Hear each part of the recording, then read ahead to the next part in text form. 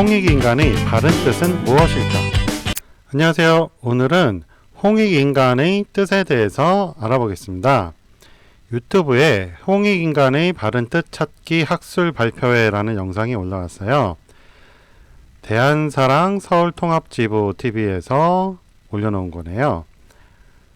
홍익인간을 널리 인간을 이렇게 한다는 잘못된 일본식 해석을 따르고 있는 이라고 주장을 하고 있거든요. 그래서 여기에 대해서 이분들의 의견을 발표를 했는데 제가 들어보니까 제가 알고 있는 거와 너무 많이 다르더라고요. 그래서 여기에 대한 반론을 펴보고자 합니다. 첫 번째 발표는 박정학 박사님의 당시 상황으로 본 홍익인간의 의미입니다. 홍익인간 의미의 혼란 실태라는 데에서 정리를 해놨는데 2020년 교과서에서 삭제라고 나오는데 실제로 삭제되었는지 좀 확인을 해봐야겠네요. 2021년에 여당 국회의원들이 홍익인간 삭제 법률안을 제의했다고 하는데 이 야당이면 이해를 하겠는데 여당 국회의원들이라니 좀 더 황당합니다. 그리고 사전 대부분 학자 정부 모두 일본 학자 오역을 추정했다라고 하는데 글쎄요. 그 다음에 제한된 학자들만 달리 해석을 했다라고 하죠. 그런데 일반인이 보기에 이러한 해석들과 널리 인간을 이렇게 하라는 해석이 크게 차이가 있나요? 논문을 쓰는 사람들한테는 전문가적 입장인 사람들한테는 차이가 있을 수 있어도 일반인들은 이렇게 설명을 해줘도 돌아서면 바로 잊어버릴 것 같습니다.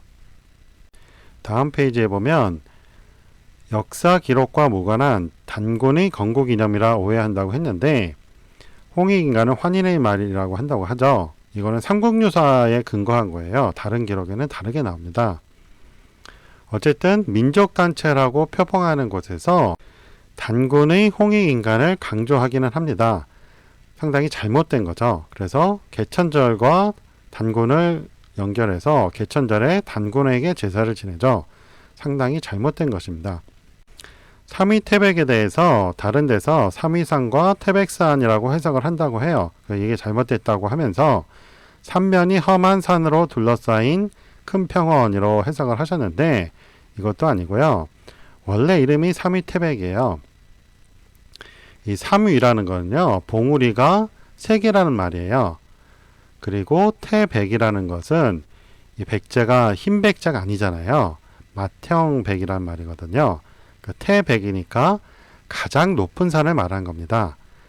그 먼 옛날에는 이 삼위태백산이 지구에 있는 산 중에 가장 높은 산이었다고 그래요. 1만 미터가 넘었다고 하는데 지각 변동으로 인해서 가라앉아서 지금은 동산 크기가 되었다고 합니다. 한국에 있는 한반도에 있는 태백산이 아니고 백두산도 아니고 하얼빈 쪽에 있는 산이라고 합니다. 이 삼위에 대해서 다시 알아보면 산이라는 글자가 세로로 세 획을 긋고 그 다음에 가로로 긋잖아요. 그래서 봉우리가 세 개인 것을 말을 하는 거예요. 산이란 글자 자체가 삼위태백산을 형상화한 거다 이거죠. 산 중에는 후지산 같은 것처럼 봉우리가 하나인 것도 있잖아요. 그렇죠? 주봉이 하나인 게 있어요. 그걸 상징한다면 한자의 산자가 안 나오겠죠. 그런데 삼위태백을 상징했기 때문에 주봉이 세 개다라고 나온 거죠. 홍익인간을 말한 당시의 상황이라고 해서 정리를 해 놓으셨는데 빙하기가 끝나고 지구 기온이 최고에 도달했다가 낮아지는 상황이라고 했어요. 그래서 7,000년 전에 최고였고 3,000년 전에 현기온이 됐다 하셨어요. 네, 이거는 환단고기에 바탕을 둔 연도 계산이고요. 3일신고 봉장기라는 데는요. 366갑자라고 해서 21,960년 전을 말합니다.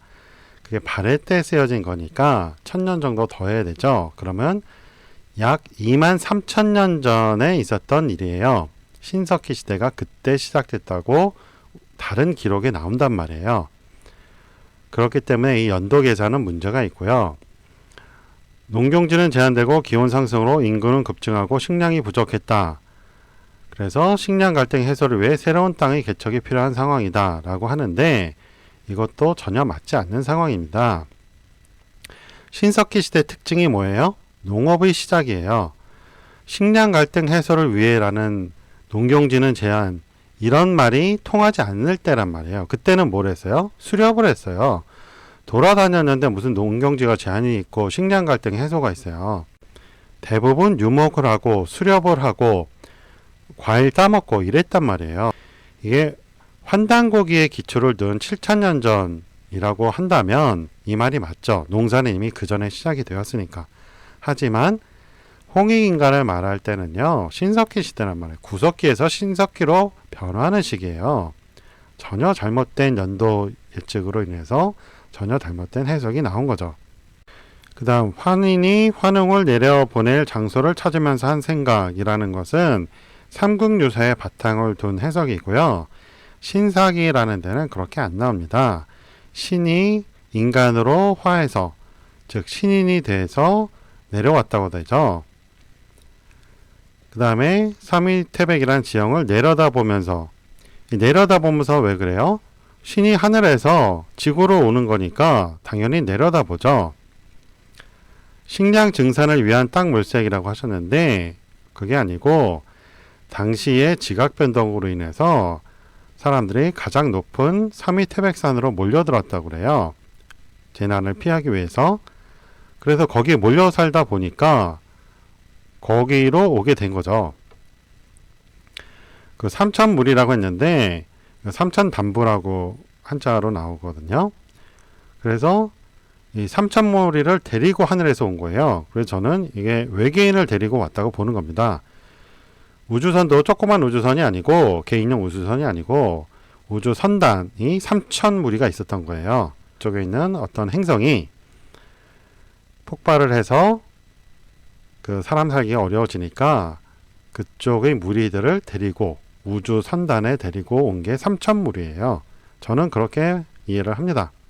그러니까 하늘에서 오지 지구에 사는 사람들이면 3,000무리를 하늘에서 데리고 올 수가 없잖아요. 그냥 이동했다고 쓰는 거지. 그래서 여태까지 해온 말씀을 이렇게 다시 정리를 하셨어요. 일본인들이 잘못된 해석을 벗어나야 된다고 하셨는데 일반인들이 볼 때는 큰 차이가 없다고 그랬죠. 그렇다면 홍익인간은 구체적으로 무엇일까요? 지금부터 다뤄보겠습니다. 신사기 1938년도 본에는 이렇게 나옵니다. 오랜 세월이 지나 인류가 번성하니 크고 작은 싸움이 잦아졌는데 하나님이 천벌을 내리셨으나 사람들이 두려워할 뿐 그 죄를 알지 못했다. 벌을 내려도 회개할 줄 모르고 죽음에 이르러도 물러남이 없어 태원갑자 10월 3일에 하나님이 인간으로 변화하여 삼위태백산 단목 아래 내려오셨다.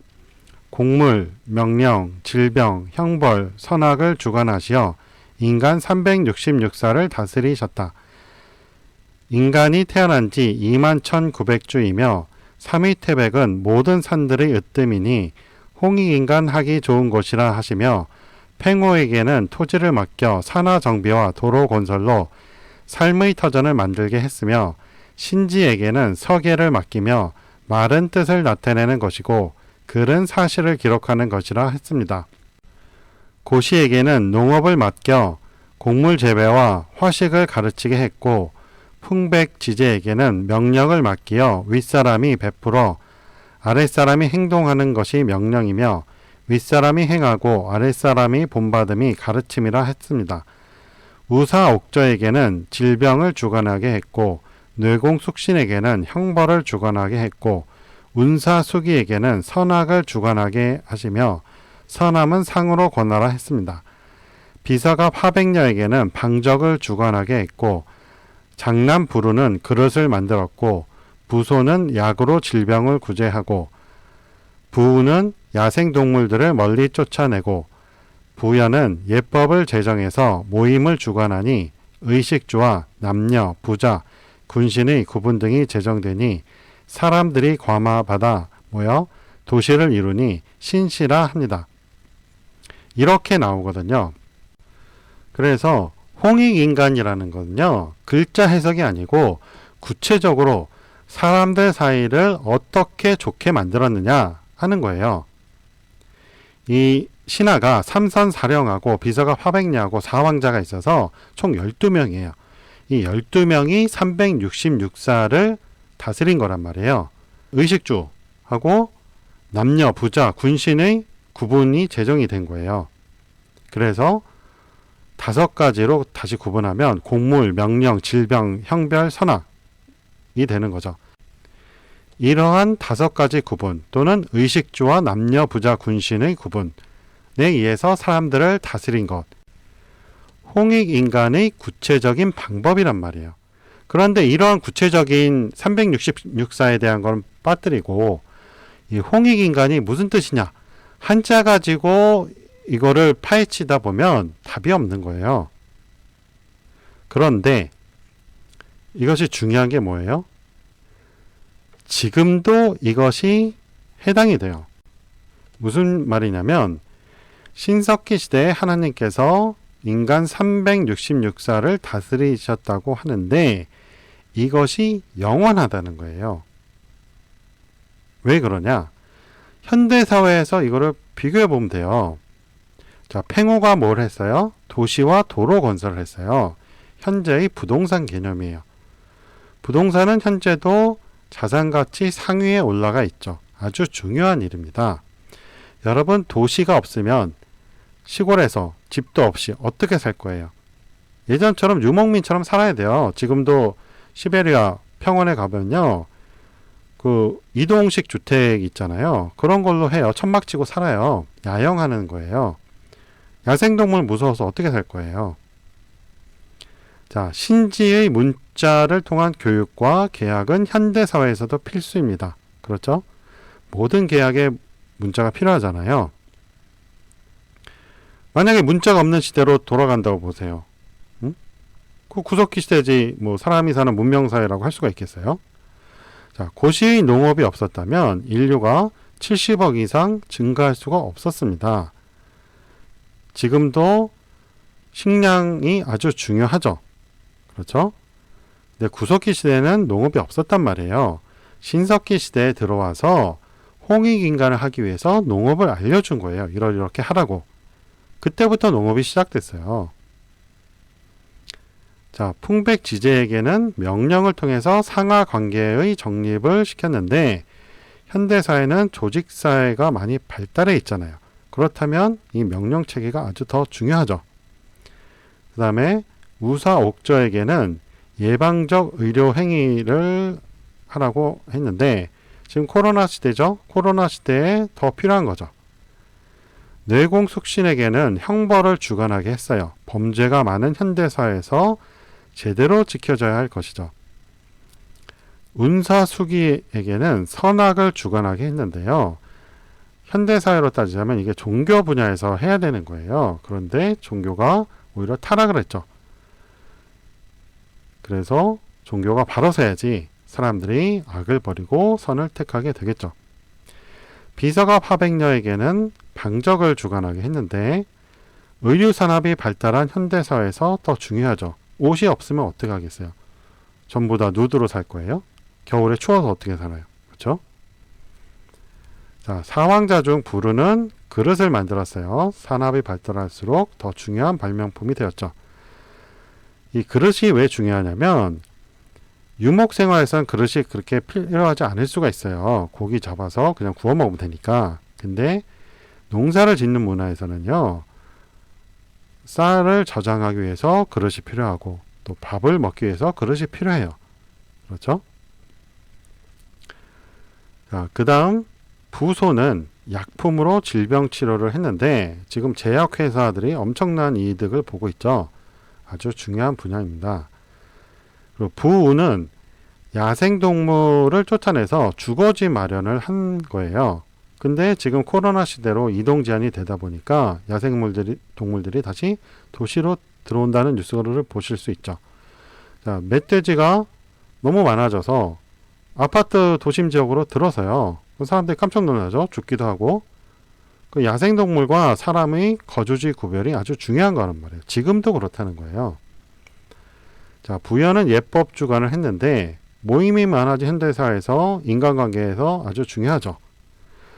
신석기 시대에 12명의 신하들과 아들들을 통해서 한 366가지 일이 현재도 2만 년이 지난 현재도 아주 중요한 분야라는 거예요. 이것이 홍익인간을 한 구체적 방법입니다. 다른 발표자들 것들은요, 다음 시간에 다루겠습니다.